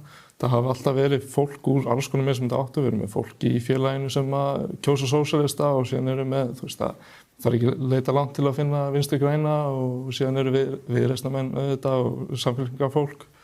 Þannig að þetta er frekar fjölbreytt flóra fólks þarna inni sko. Þannig að uppreist sem eru unglega samtök viðreisnar eða ungi jafnar, þeirra eiga ekki beina aðkoma að þessu? Nei. Við erum náttúrulega í tengslu við það bara út í að við þekkjum það vel en Þetta ekki sko flokkspólitík og hefur aldrei verið. Þá spyr ég, hvað það sem að rekur þig til þess að taka þennan slag? Af hverju telur þú að Íslandi sé betur borgið innan Evrópusambandsins en utan? Sko ég náttúrulega, við komum allir úr mismunandi áttum og höfum mismunandi ástæður fyrir þessu, en mér finnst bara, ég persónulega, ég held að þú sért að vísa í mig, ég vil bara sjá efnahagslegu rökin og þá sérstaklega upptöku evrunar, mér langar bara að sjá meiri stöðuleika og aukin viðskipti, frjálsari markað. Þetta eru svona sterkustu rökin fyrir mig, síðan annað fólk sem að vill þessi sameiginlegu gildi og persónuvernd og allt það, en fyrir mig persónulega snýst þetta númer 1, 2 og 3 efnahagslegu rökin. Efnahagslegu viðskiptarök. Já. Þú nefnir fullveldið, en ef við tökum samtalið efnahagslegu rökin, áður en við kannski beinum svo sjónum að fullveldisrökun. Þið horfið á sama Evrópusambandið, en þið komist að gjörólíkri niðurstöðu, ekki rétt? Já, ég meina í raun og veru og ég nálgast þetta náttúrulega bara sem ungu maður og sem formaður ungra sjálfstæðismanna þá tala ég að miklu leyti fyrir hagsmunum ungs fólks út frá okkar sjónarmiðum og sem ungu maður ef ég lít á jafnaldra mína í Evrópusambandinu þá sé ég ekki að þeir séu betur staddir en við. Það er ekkert sem bendir til þess að það sé auðveldara fyrir ungt fólk að eignast húsnæði í Evrópusambandinu. Atvinnuleysi er hærra í Evrópusambandinu, sérstaklega ungmenna atvinnuleysi, margfalt hærra. Þannig að þegar við erum að tala hérna efnahagslegu rökin, að vera að tala það að hér muni allt batna og matvöruverð muni lækka og vexti muni lækka og þú munt hægt að þurfa að slá garðinn heima hjá þér og hvað nú er. Að hvernig heldur það vatni að ef þú gefur þér það, sem er náttúrulega ekkert gefið, að þú getur innflutt vaxtastigið og verðbólguna hvað er, að þú munir ekki heldur líka flytja inn atvinnuleysið eða stöðnunina í hagvexti með að við hvernig hagvextur hefur verið á Íslandi. Og ef við erum bara sem ungt fólk að líta til framtíðar, að þá held ég að þetta sé ekki ákjósanlegt. En svo eru þetta önnur rök sem er náttúrulega líka bara það að vera sjálfstæð þjóð sem fær að taka eigin ákvarðanir, ráða sínum málum yfir sínum auðlindum. Að það er líka oft að miklu leyti verðmætara en mögulega eitthvað tímabundin ávinningur í efnahagsmálum. Þar ferðu aftur inn á fullveldisrökin, en mér langar til að spyrja þig út í það af hverju eru þið samfærð að atvinnuleysi muni aukast hér við inngöngu í Evrópusambandið? Ég held að það haldist í hendur bara við efnahagslega umhverfið í Evrópusambandinu og það er svona reglugerða fargan sem virðist fylgja því. En ég held að sé líka í þessari umræðu að það er verið hérna að segja að alls konar hluti munu gerast ef við göngum inn eða ef ekki og Pavel Bartošek og Konráð Guðjónsson að takast á það hvort að matvöruverð muni lækka eða ekki. Og það er verið að fleygja fram einmitt staðhæfingum það að lausnin í húsnæðismálum hjá okkur eða hvað nú er, að hún felist í því að ganga þarna inn. Og ég er ekkert sannfærður það að það gerist, en mér finnst líka að við eigum þá, ef við ætlum að tala það hvernig hlutinir eru í Evrópusambandinu og bera það saman við Ísland, að þá eigum við að bera saman alla hlutina. Ekki bara velja það sem okkur finnst betra þar en hér og ekki ræðum það sem er verra þar en hér. Óðinn, Evrópusambandið og atvinnuleysið, menn að horfa á tölur ískíkilega tölur í Finnlandi og Spáni og víðar, þar sem ungt fólk virðist eiga uppdráttar. Er það afleiðing af því hvernig Evrópusambandið er byggt upp eða hvernig myndu þið skýra það eða róa fólk gagnvart óttanum við það að kannski 25% ungs fólks myndu ganga atvinnulaus eins og haldið þið fram? Já, nú tala mjög mikið af fólki eins og við séum að segja að þetta sé einhver töfralausn við öllum okkar vandamál. Það er bara ekki satt og það er ekki heiðarlegt það væri ekki heiðarlegt frá okkar hlið að koma inn og segja í samræði, heyrðu, þetta er töfralausn sem mun laga allt strax. Við erum ekki að segja að þetta, muni gera eitthvað leið og við förum inn. Það sem við erum að segja er að þetta er ákveðin leið til þess að komast á einhvern áfangastað. Þetta er eins og að byggja upp veg sem að mun koma okkur á ákveðin áfangastað mun fyrr og á mun auðveldari hátt.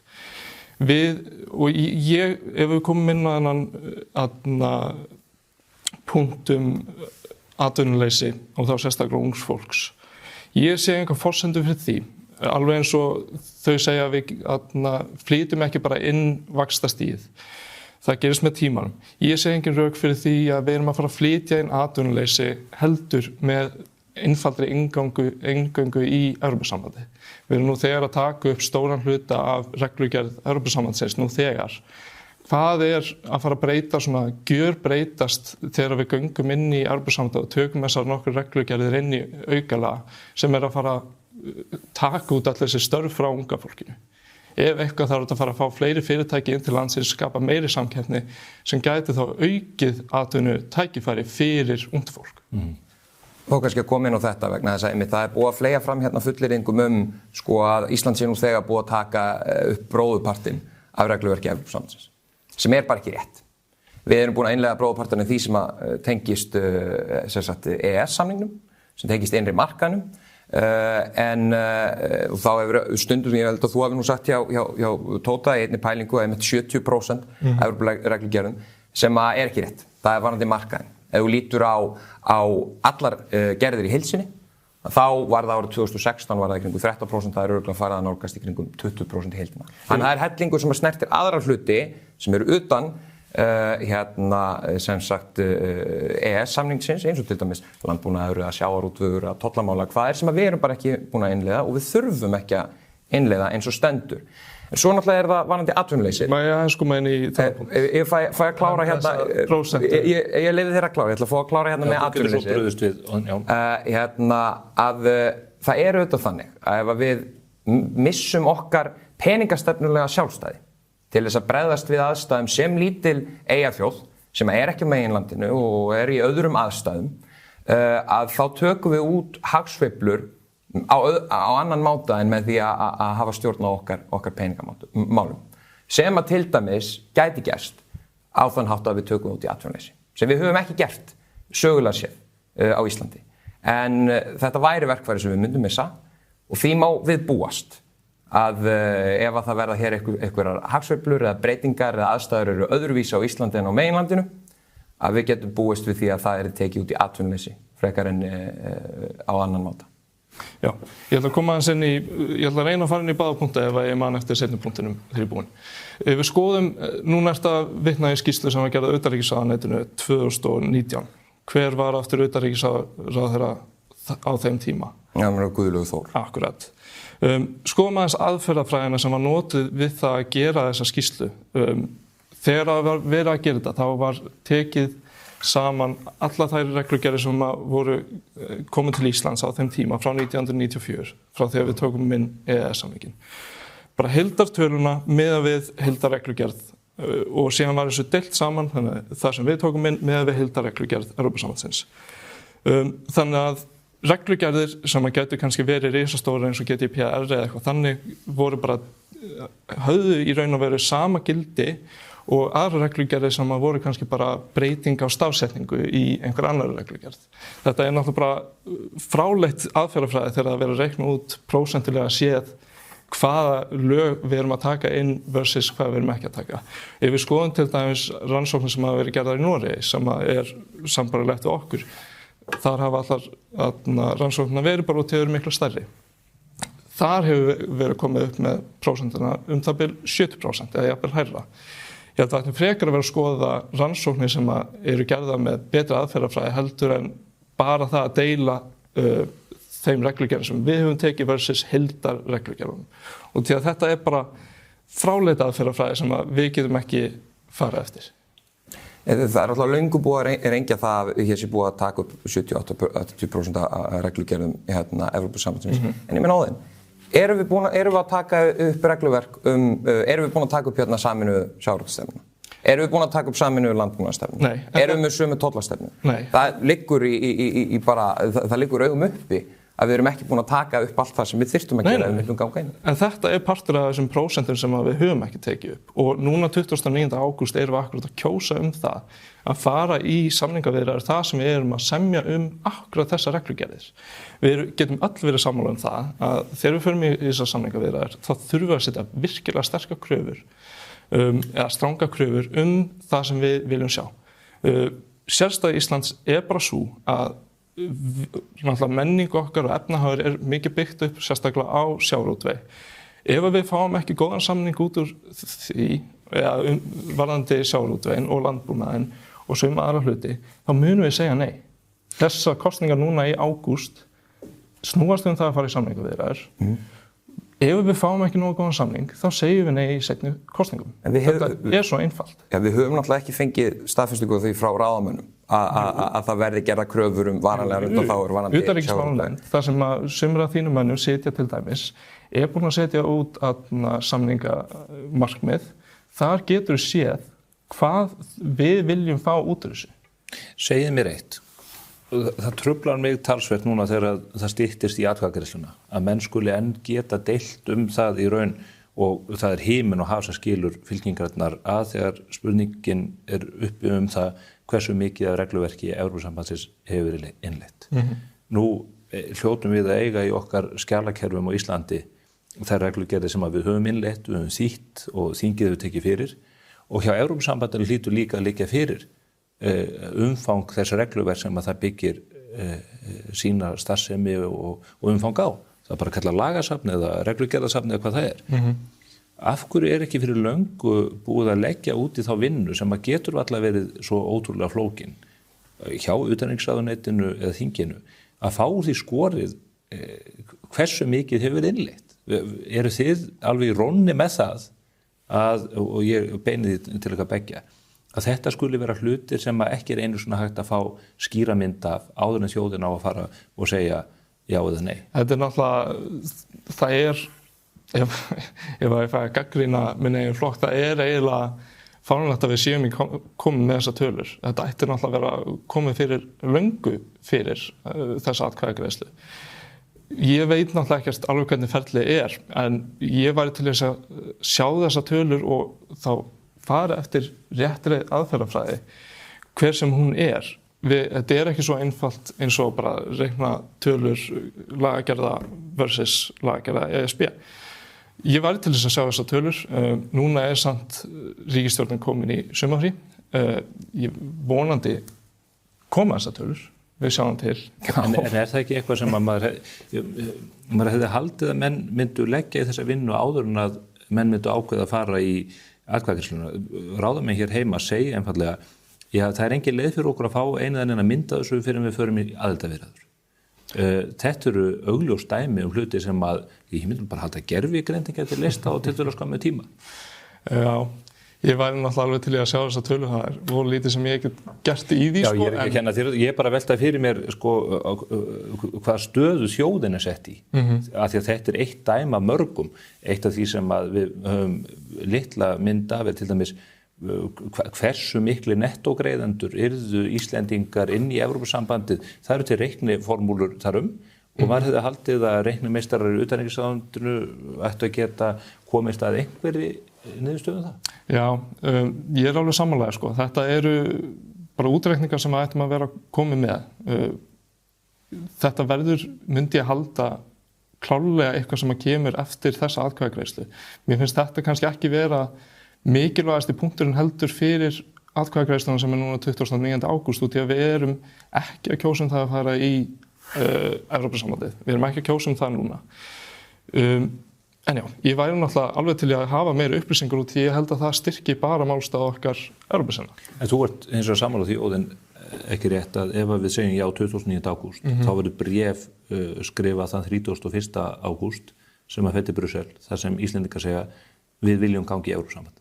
Við viljum skoða það gangi í Evrópusambandið. Við viljum byrja aftur samræður við Evrópusambandið hvaða samning við getum fengið. En þegar ég skoða umsóknina sem að formaður þíns ágæta flokks vill meina sig í gildi, þar ekki sagt við viljum skoða hvað kostur og gallar á þessu. Það segir einfallega í bréfinu sem fór til Brussel, við viljum ganga í Evrópusambandið? Viljið þið koma á og ganga þá leið og enda með okkur? Ég get náttúrulega skoða orðalagi endalaust sko, en ég held að segja sér alltaf sjálft að við förum í samningaviðræður fyrst, hvort sem að við segjum við viljum fara í Evrópusambandið eða við viljum skoða samning.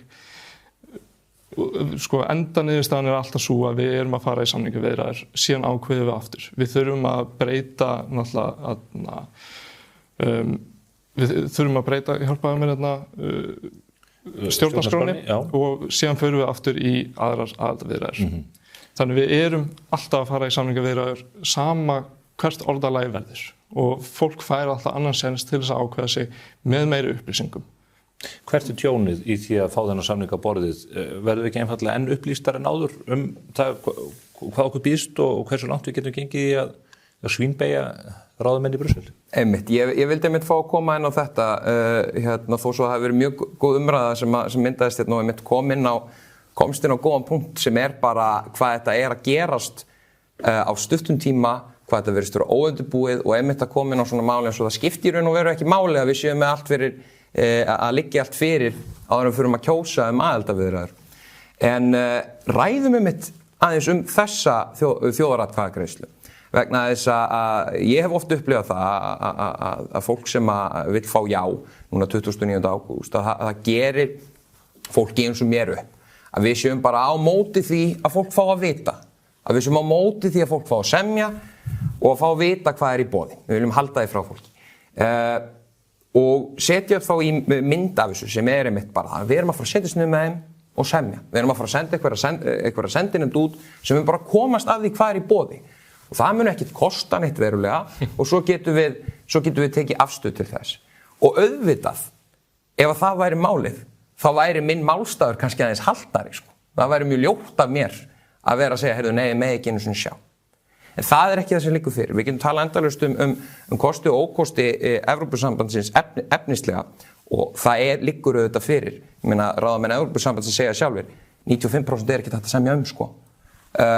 En það sem við verðum að kjósum að byrja aðildarviðræðuferlið og því fylgir aðlögun, því fylgir breyting á íslensku stjórnsýsluumhverfi. Það þýðir það að strax einmitt líka 31. ágúst að þá byrjuðu ferlið það sem að íslensk stjórnmál verða undirlögð í þetta fram að næstu þjóðaratkvæðagreiðslu. Það sem að starfsmenn í utanríkisráðuneytinu munu vera með allan fókus á þessu, við munum missa til dæmis hagsmunagæsluna annar staðar frá.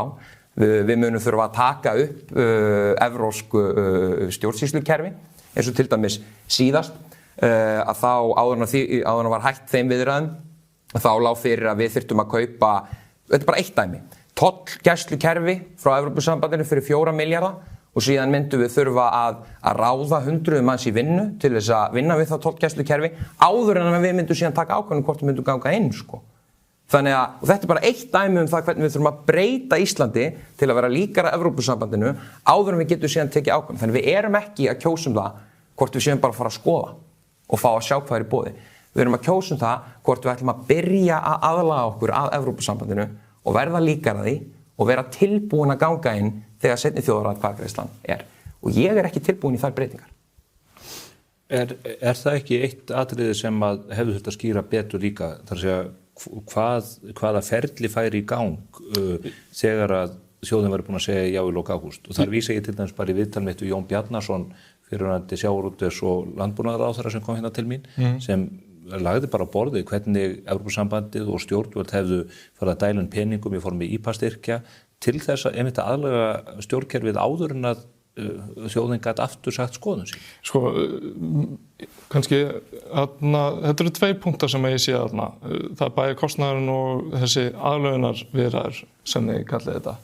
Leið mér að spyrja ykkur, kannski vísa til eitthvað beggja. Hversu mörg lög fóru í gegn á milli 2009 til 2013 í seinni aðlögunarviðræðum, ef ég ætla að tala til ykkar, sem að voru nákvæmlega til þess að aðlaga okkar kerfi að því evrópska? Má ég svara því? Já, í síðustu aðildarviðræðum að þá kláruðu við 11 kafla Kerfið virkar þannig að þetta eru minnum 34 kaflar. En við erum ekki að tala um kaflana, við erum að tala um lögin sem fóru í gegn á íslenska þingi. Já, leyfðu mér að klára. Sem að halda kaflarnir halda utan sérstaka málaflokka í lögunum og þú ert að opna þá, semja þá og loka þá með því að aðlaga íslensk lagaumhverfi að þessum köflum. Við lokuðum 11 köflum. Það voru þeir kaflar sem að koma að innri markaðnum sem við vorum að mestu leyti búin að samræma okkur við. Við opnum 27 kafla í heildina, restina af þeim var ekki lokað vegna þess að náðist ekki semjast þá og það var ekki einu sinni minni með opnað kaflana varðandi sjávarútveg og landbúnaðarmál vegna þess að það lá fyrir að við myndum ekki ná okkar markmiðum og það svona hætti Jóhannustjórnin á sínum tíma þessum aðildarverðum og það til mjög góð skýrsla sem var byrjað að vinna einmitt í tíma Jóhannustjórnar var síðan lögð fram endanlega 2014 það sem bara farið yfir þetta og sagt minni mig á nú man ég ekki nákvæmu blaðsíðutölin en í henni stendur bara að lá fyrir að minni samningsvilji var en vonir voru fyrir þegar farið var í ferlið að ekki væri hægt að semja landbúnaðarmál að ekki væri hægt að semja sjávarútvegsmál og þetta, við höfum gert þetta allt áður sko. En svo ég fái þess að heyra ofan í þig, Óðinn, ertu þá að benda á það með þessari spurningur að það hafi lítið sem ekkert breyst í lagaumgjörð Íslands í þessu ferli? Já, það var náttúrulega samkomulag sem að Össur Skarphéðinsson kom á sem að var bara það að út af því að við erum nú þegar svo samtvinnu lögum Evrópusambandsins að við myndum ekki þurfa að fara inn í aðlögun fyrir en við værum búin að kjósa hvort að vildum fara gegn með samningin eða ekki. Þess vegna voru engin lög sem fóru í gegn á milli 2009-13 sem voru ætluð til aðlögunar. Það bara þannig að við erum nú þegar svo samtvinnur lagaumhverfi Evrópusambandsins út því að við erum nú þegar í EES og Schengen að við þurfum ekkert að aðlaga okkur fyrir en við erum búin í atkvæðagreiðslu. Þú svaraðir ekki spurninginu út af því að það var ekkert. Nei, ef við tölum þetta bara ekki rétt hjá þér með fullri virðingu, þetta bara ekki rétt hjá þér það voru við opnum lokum 11 köflum, vorum búin að opna 27 það skilur eftir 16 kafla sem við opnum sem við lokuðum ekki kafla sem fel í sér að breyta lögum og aðlaga lög sem við vorum nú þegar með nei,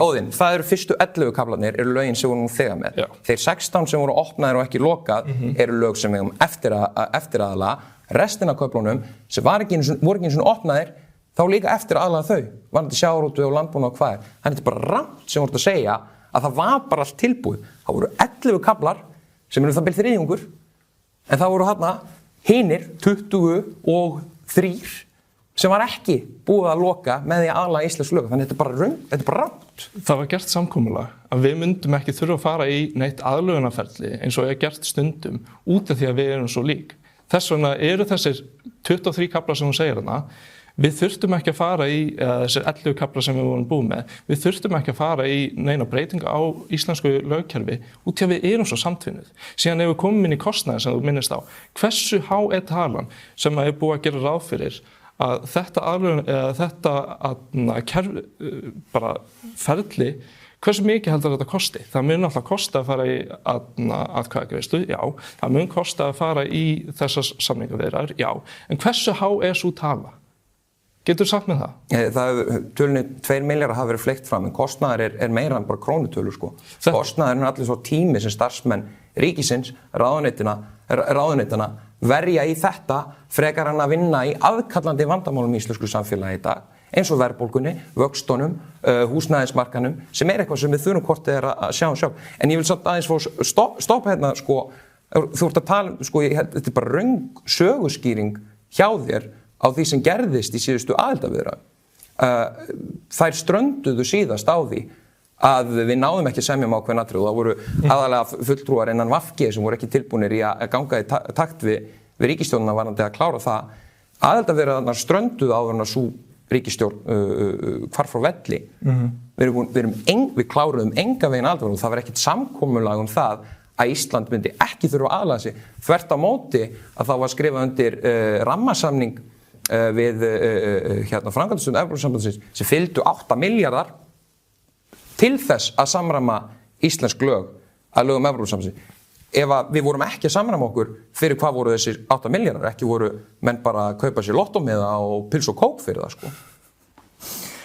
Nei, en það samt staðreind. Ef þú skoðar bara þetta ferli sem fór fram 2009-13, það voru þetta var ekkert aðlögunarferli og þetta mun ekki vera aðlögunarferli.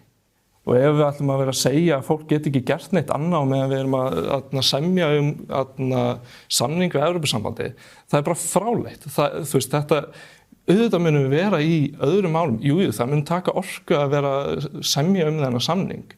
Það þýðir samt ekki að við munum ekki vera að gera neitt annað. Mér langar til að beina talinu aðeins að unga fólkinu og svona framtíðarsýnni. Þú ert að reka amerískt fótboltalið í Mosó, magnað framtak. Það hefur dálítið verið gert með þá. Ég fjallaði það hér á þessum vettvangi hvernig Jamie Dimon, einn áhrifamesti bankamaður heims, hefur dregið upp mynd af því hvernig Evrópusambandið hefur dregist aftur úr Bandaríkjunum og reyndar Asíu líka þegar kemur að hagvexti, sem þá í raun og veru undirstaðan að í raun og veru velferð fólks til lengri tíma litið. Þegar evran tekin upp að þá voru þessi tvö hagkerfi, Bandaríkjanna og Evrópusambandsins nokkurn veginn á pari. Núna stefnir í það að Evrópusambandið sé 60% af umsvifum Bandaríkjanna. Það ekki hlutur sem ástæða til að hafa áhyggjur af, þar að það virðist vera eitthvað í hinni evrópsku umgjörð sem gerir það verkum að við náum ekki sama árangur í, getum við kallað lífsgæða kapphlaupinu eins og Bandaríkjamenn gera? Ég held nú eftir að búa í Bandaríkjunum þá bara með fullri virðingu, lífsgæði í Bandaríkjunum eru ekki betri út af því að þau eru ríkari. Það bara, jú þau eru með stóran part af erlendum viðskiptum og efnahagsvöxtur þar búinn að vera góður. Ef við tökum frá bara efst á 0,1% þar þá eru ekki lífsgæði í Bandaríkjunum það góð. Það bara evrópsk lífsgæði og við getum tekið Evrópu bara sem heild, það alltaf lagi. En ef við skoðum þá sérstaklega þau lönd sem sambærileg okkur, Írland og hin Norðurlöndin og einhver önnur lönd í Evrópu, þá eru bara lífsgæði hér almennt miklu betra heldur en í Bandaríkjunum. Síðan getum við talað Suður-Evrópu sem bara allt annað mál. Suður- og Austur-Evrópu? Suður- og Austur-Evrópu. Og þau ríki sem stefna því að koma inn í Evrópusambandið líka? Já, við getum alveg skoðað þau. Og jú, það rétt þar. En ef við skoðum síðan Bandaríkjun sem heild, þá bara rosalega mikið af fólki sem lifir í fátækt. Það rosalega mikið af fólki sem bara á erfitt með að borga tryggingar, á erfitt með að borga húsnæði, á erfitt með að borga heilbrigðiskostnað, þú veist, þótt að hagvöxtur sé betri þá þýðir það ekki betri lífsgæði. Það veruleiki fólks í bæði Evrópu og Bandaríkjunum að það fátækt og misskipting, miklu meira heldur en nokkuð tíma hér á Íslandi, þar sem við búum við í raun og veru ótrúlega lífsgæði og ótrúlega jöfnuðarleið og miklu öfluga þjóðarframleiðslu. En það eitthvað að gerast í Evrópu í samanburði Bandaríkin sem lítur ekki vel út. Til lengri tíma litið mun þetta koma niður á stöðu þjóðfélagann í heild ef þau ná ekki að framleiða og auka framleiðslu sína eins og Bandaríkjamönnum hefur tekist og menn segja takt út tæknigeirann og við getum nefnt Tesla eða gervigreindar fyrirtækin. En þetta kapphlaup sem Evrópa að tapa. Já, það má alveg skoða það í heild sinni að Evrópa sé að tapa þessu kapphlaupi. En það sem skiptir raunverulega máli eru lífsgæði fólks og ef við skoðum bara, núna erum við svolítið að koma inn í Draghi-skýrsluna þar sem bent á bara ókosti Evrópusambandsins til að kemur að samkeppnishæfni í heiminum.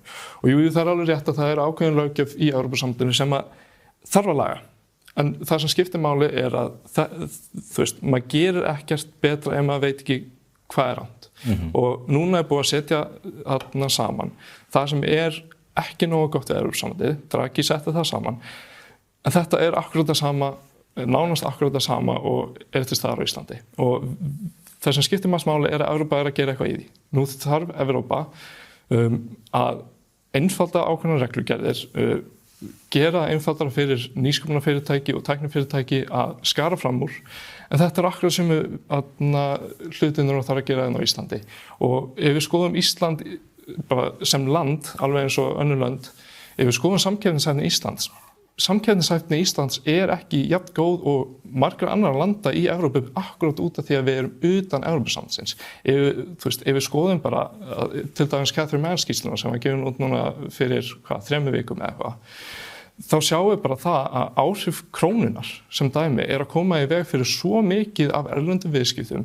Þetta sveiflukendara hagkerfi heldur en gengur og gerist bara í öllum heiminum. Það náttúrulega gjaldeyrisáhættan sem kemur í veg fyrir mikið af samkeppni á Íslandi. Það erfitt að fá erlenda fjárfesta til landsins til þess að fjárfesta í nýsköpun og það svo ótrúlega mikið af vandamálum sem væri hægt að allavega hjálpa með inngöngu í Evrópusambandið. En svo það sé ítreka með Katrín Mann-skýrsluna bara þannig að fólk ruglist ekki í rýminu. Íslenskt hagkerfi sveiflukendara mörg önnur vegna þess að við erum auðlindadrifið hagkerfi. Það hefur ekkert með gjaldmiðlinn að gera. Það hefur víst með gjaldmiðlinn að gera. Íslenska krónan hefur verið stöðugri heldur en evran síðustu 15 árum. Þannig að það ekki rétt. Það er bara tölulegar staðreyndir. Það er ekki hægt að deila það. Það víst hægt að deila það. Hvernig getur þú deilt það? Íslenska krónan bara hún hefur verið stöðugri heldur en evran. Það eru bara tölulegar staðreyndir sem að liggja fyrir, sem að Seðlabankinn hefur gefið út og Evrópska hagstofan getur vitnað líka í sínum tölum. Við getum deilt þetta, en staðreyndin, það sem skiptir máli að 77% af erlendum viðskiptum Íslands eru nú þegar við Evrópusambandið. Það er enda rangt líka. Svo segir skýrslan. Og ég ætla að það er vegna að þetta fer í gegn úr Rotterdam, en það er álið sem að fer inn á aðra markaði. Það er þetta rétt. Þegar kemur að viðskiptum þá er þetta smá bjögutala. En nú þegar stór partur, segjum 70%, svo við séum mitt á milli. Ég ætla bara að rúnda upp. 70% af viðskiptum okkar fer í gegnum Evrópu. Ef við erum að bara bæta samkeppnishæfni okkar og erum að auka viðskipti við Evrópu.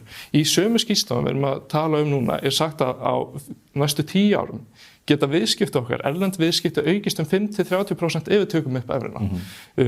Það sem ég að segja, sem að þú mátt ekki drepa málun að dreymi það, að evran er ekki stöðugur í gjaldmiðill en krónan. Og það er það sem við þurfum að reyna að vanda okkur með í umræðina, það er verið að varpa fram fullyrðingum sem að tölulega staðreyndir, þetta er ekki einhver óhlutbundin veruleiki. Íslenska krónan er stöðugur í gjaldmiðill heldur en evran. Samt nú sagt í sömu skýrslu að við erum að tala að íslenska krónan sé 3-4 sinnum sveiflukendara heldur en aðri gjaldmiðlar og það með evran. Það er vegna þess að það sem skýrslan gerir að taka inn í tímabil sem eiga ekki lengur við, því að við höfum breytt peningamálstefnu. Þannig að ef þú tekur bankahrunið og tíma fyrir það í raun upp á aldamótu þegar flotgengið var tekið upp, já, það er rétt. En eftir að kerfinu var breytt í kjölfar bankahrunsins og það er það kerfi sem við búum við núna, að þá er evran óstöðugri gjaldmiðill heldur en krónan. Ef minnir rétt, þá eru þessar tölur á milli 2010 til 2024-5. Þetta er eftir bankahrunið og þetta er að miklu leyti akkurat eftir að peningastefnunni er breytt. Þannig ég ætla frekar að treysta þessum 14 hagfræðingum, þar á meðal frá OECD, sem að unnu virkilega lengi og vel í þessari skýrslu til þess að gefa mér réttar upplýsingar. Þetta er bara það sem er til staðar að Ísland er sveiflukendara hagkerfi. Íslenska krónan er að koma í veg fyrir mjög mikið af viðskiptum. Við erum með gríðarlega háa verðbólgu, við erum með gríðarlega háa vexti sem er að koma í veg fyrir mikið af viðskiptum, koma í veg fyrir mikið af tækifærum, sérstaklega fyrir okkur unga fólki sem viljum kannski vera að kaupa húsnæði eða viljum vera að byrja nýsköpunarfyrirtæki eða eitthvað þannig. Íslenska krónan er ekki það sem við viljum. Jú, það er kostur að vera með þetta verkfæri sem er það að geta fellt gengið ef það er eitthvað í gangi. Það er ekki menn fellaði ekki, menn eru hætti því. Það er bara þegar að gefur á bátinu hagkerfinu þá bara veikist gengið. Af því að gjaldmiðillinn er fljótandi. Það sem að Finnar er að lendi núna, sem að menn hafa verið að velta fyrir því að nú er atvinnuleysi sem er ungs geigvænlegt þar. Að það er að gefa mjög á bátinn í hagkerfinu þar núna, hagkerfi sem var mjög kraftmikið meðal annars vegna tækninýjungu og annars í þeim túr og það sem þeir sitja uppi með að þeir geta ekki tekið aðlögunina í gegnum gjaldmiðlinn, evran bara færist eftir öðrum lögmálum heldur en raunveruleikanum í Finnlandi og atvinnuleysi ungs fólks eykst. En það er hlutur sem að menn virðast ekki hafa áhyggjur af. Það er náttúrulega þannig að ef við erum að taka út verkfæri sem er þá stýrivextir, núna erum við eiginlega að tala um það. Ef við tökum út þetta gengi gjaldmiðilsins. Já, ef við erum að taka út þetta verkfæri frá Seðlabankanum, þá mun það væntanlega hafa áhrif annars staðar. Það er bara staðreynd. Og ef við getum ekki stjórnað þessu sjálf, þá er eitthvað annað sem fyrirtæki þurfa að gera ef það kemur einhvers konar kreppa. Það þarf annarkvort að skera niður, alveg eins og ríkið þarf að gera, það þarf að skera niður ef eitthvað gerist. Auðvitað, þú veist, þessar kreppur sem koma á kannski 20 ára fresti eru að fara að vera öðruvísi. Þetta ekki að fara að vera eins og kreppan 2008 því við höfum ekki sömu verkfæri. En ég vil frekar hafa þann stöðugleika sem kemur með Evrópusambandinu og evrunni frekar en þetta auka verkfæri sem við höfum núna sem að miklu leyti að koma í veg fyrir aukin viðskipti og aukin tækifæri, sérstaklega fyrir okkur unga fólkið. Já, fá bara að koma aðeins inn á þessa umræðu. Mér finnst einmitt mjög áhugavert einmitt og það sagt einhvern veginn að það fullt af hlutum sem munu gerast með evrunni, þrátt fyrir eins og rétt sem að Stefán bendir hérna á sem það að íslenska krónan stöðugri gagnvart til dæmis bandaríkja dollara en evru og mér minnir að þessi skýrsla get ekki staðhæft það að evran mun ekkert laga hellinga þessum hlutum. Hversu sveiflukent íslenska hagkerfi það byggist einmitt á því að við erum auðlindadrifið hagkerfi. Og þegar umræða kosti Bandaríkjanna og Evrópu, ég ekkert til þess að ræða kosti Bandaríkjanna sko. Ég vil tala Ísland og hvernig við höfum verið að gera hlutina og málið það að hér erum við með velmegun en við erum líka búin að vera með töluvert meiri hagvöxt en Evrópa sem aðal mæleining á velmegun í samfélagi. Það ekki betri mæleining á það svona í grófum dráttum en svo. Lífsgæði ekki betri mæleining? Já, þú veist, hvernig ætlar að mæla lífsgæði? Eins og ég náttúrulega engin hagfræðingur þannig ég veit ekki aðferðafræðina bak við það. Hagvöxtur með betri mæleininingum einmitt til þess. Þannig að segja að út af því að hagvöxtur í Bandaríkjunum meira. Ég ekki að tala Bandaríkin, ég að tala Ísland. Ertu þá að segja að út af því að það meira hagvöxtur í einhverju landi að lífsgæði séu betri í því landi? Almennt séð það þannig og það eru flestallir hagfræðingar sammála það.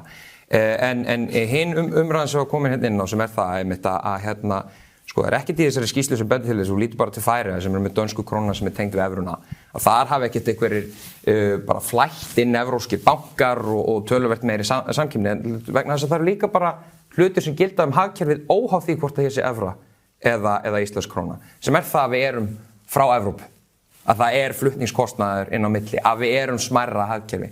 Alls konar svona, við förum ekkert nær Evrópu þó svo að við göngum í Evrópusambandi, sko. Svo finnst mér mjög alvarlegt að fólk að kasta fram hérna alls konar kostum við það sko, byggir það á höldum grunni og oftúlkar niðurstöðu þessari skýrslu til að segja að það eru alls konar góðir hlutir sem evran mun gera. En svo þegar bent á raunverulegt dæmi eins og við lítum á í Finnlandi, það sem sko 24% atvinnuleysi meðal ungs fólks. Einn af hverju 4 atvinnulaus, sem ég finnst gríðarlega mikið vandamál, að það sé bara eitthvað svona, það skiptir hún ekki máli. Og það sé ekkert vandamál að við höfum ekki peningastefnulegt tæki til þess að reyna að takast á við það og við þurfum eiginlega bara að treysta á það að ef að það kom upp aðstæður sko eftir 20 ár eða 30 ár, út af þetta ákvörðun til frambúðar, að þá þurfum við bara að vona það að ef aðstæður eru öðruvísi hjá okkur sem verður til þess að atvinnuleysi meira hér en það ekki hagstætt fyrir meiri hluta Evrópu að breyta, að þá það bara þannig. Og þá eigum við bara að díla við það, eins og Finnland að díla við það núna. Og ég sé ekki ástæðu til þess. Ég sé ekki ástæðu til þess að samþykkja. Þið eru á komandi vikum að fara að ræða við unga fólkið, væntanlega fólk á aldursbilinu 18 eða 15 til 35 ára, eitthvað leið sem ég ætla. Hvernig ætla ykkar hreyfingar að haga þeirri umræðu í framhaldinu okkar góða spjalli hér til dæmis? Ef ég fæ að byrja, við viljum náttúrulega, þú veist, það alltaf ákveðnar skotgrafir sem við erum náttúrulega allir í. Allir í ákveðnum skotgrafum. Við viljum reyna eins mikið og við getum að forðast þær skotgrafir til þess að bara koma upplýsingum til fólks sem við reynum að hafa upplýsingar sem að bæði sko, þóknast okkar málstað og ekki. Við viljum reyna bara að koma réttum upplýsingum fram svo fólk getur tekið sína ákvörðun. Hvort sem að hún með okkar málstað eða ekki. Síðan náttúrulega, við viljum bara reyna að fá fólk inn í þessa umræðu. Það náttúrulega, þú veist, svona flókið mál eins og ESB og stjórnmál almennt höfða ekki mikið til ungs fólks. Það bara, við vitum það. En við viljum að fólk taka sér afstöðu og koma inn í þessa umræðu og mæta á kjörstað út því að þetta þú veist, það fullt af köllum og kellingum úti sem að ræða þetta og rífast þetta endalaust. Þau munu kannski þurfa að lifa með þessi 10 til 20 ári viðbót. Við erum að fara að lifa með þessu næstu 70. Þannig við viljum fá fólk inn í þetta og taka þessa ákvörðun virkilega í sínar hendur. Við viljum ekki að sama gerist og til dæmis í Brexit sem þetta var rosalega slök umræða hjá ungu fólki. Við viljum að þessu umræða sé tekin af unga fólkinu. Hvernig ætlið að gera það? Er þetta fundahöld eða fer þetta mest í gegnum samfélagsmiðla? Þetta fer rosalega mikið, allavega hjá okkur fer þetta rosalega mikið í gegnum samfélagsmiðla og bara að hafa gaman. Það er ekki gaman að taka umræður oftast stjórnmál. Finnst þið ekki gaman að vera hér? Jú, mér finnst það gaman, en ég get ekki tala fyrir almenna manneskju. En við viljum bara reyna að gera þetta svolítið skemmtilegt og fá fólk inn í umræðuna og með því þurfum við að hafa smá svona entertainment og við þurfum að koma auðvitað inn í samfélagsmiðluna og það sem svona hefðbundið talið fyrir unga fólkið. Hvernig gerir þið þetta? Ég held að það sem skiptir mestu máli út af því að þegar kemur að framkvæmdinni sjálfur þá þetta auðvitað bara eins og með allar aðrar svona stóra samfélagslegar umræður og það auðvitað greinaskrif og það samfélagsmiðlar og það fundir og það allt mögulegt. Það sem skiptir máli fyrir okkur, allavega fyrir þau samtök sem ég sit í stjórn núna í, gegn ESB-aðild og fyrir okkur, þennan þverpólitíska hópa ungu fólki sem kemur saman til þess að berjast gegn því að við gerumst aðilar að Evrópusambandinu, það einmitt að koma rökum og upplýsingu til skila svo fólk geti einmitt tekið upplýsta ákvörðun. Út af því að það búið að gera okkur það að við þurfum að gera þetta á mjög stuttum tíma. Að fólk þarf að koma sér inn í gríðarlega miklar upplýsingar á mjög stuttum tíma og það ábyrgðaratriði fyrir okkur, sérstaklega vegna þess að fólk vil mála okkur upp eins og við séum í hræðsluáróðri, eins og við séum að reyna að koma í veg fyrir það að fólk viti hvað það að kjósa að það skiptir gríðarlega miklu máli fyrir okkur að allt það sem við segjum sé á rökum reist. Og það skiptir rosalega miklu máli í þessari umræðu að við séum að passa okkur, að við séum að sjá til þess að við séum að segja rétt frá. Vegna þess að það mjög vont ef fólk að taka einmitt ákvörðun það hvort við ætlum að byrja þetta aðelda ferli, haldandi það að við höfum ekki þurft að aðlaga okkur síðast, að við höfum bara hætt af því bara, að það mun ekki fylgja þessu ferli eitthvað kostnaður og allt það sem hefur farið fram hérna í þessu umræðu sem hefur átt sér stað hér. Það sem ég ætla að fá að segja sem gamall hundur á þessu vettvangi, þið standið ykkur báðir vel, þið eru góðir fulltrúar fyrir þessi önduru sjónarmið og það tilhlökkunarefni að fylgjast með ykkur og fylgja þessar umræðu fram til, eigum að segja 10 á föstudagskvöldið 28. ágúst. Júlíus Viggo Ólafsson og Óðinn Freyr Baldursson, þakka ykkur kærlega fyrir komuna í þáttinn hér. Takk fyrir. Þá fellum við þetta tal þennan ágæta föstudaginn. Við hlökkum til að hitta ykkur hér að viku liðinni. Við munum halda Evrópu umræðunni til streitu. Við þurfum að leiða fram ólík rök, alveg fram að atkvæðagreiðslunni 29. ágúst. Við hvetjum ykkur til að leggja hlustir, hvað sem þið eruð á tjaldstæðinu, út á Tenerife eða bara út í garði að slá lettin. Góða helgi.